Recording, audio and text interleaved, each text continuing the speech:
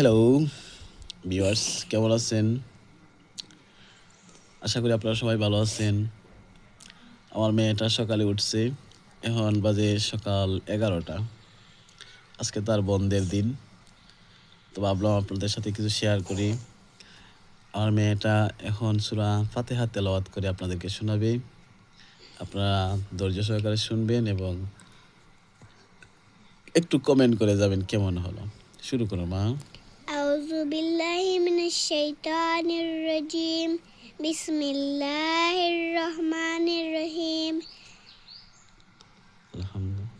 আলহামদুলিল্লাহি রাব্বিল আলামিন আর রহমানির রহিম মালিকি ইয়াউমিদ্দিন ইয়াকা না'বুদু ওয়া ইয়াকা নাস্তাইন ইহদিনাস সিরাতাল মুস্তাকিম সিরাতাল লাযিনা আন'আমতা আলাইহিম গায়রিল মাগদুবি আলাইহিম ওয়ালাদ-দাল্লিন আমিন।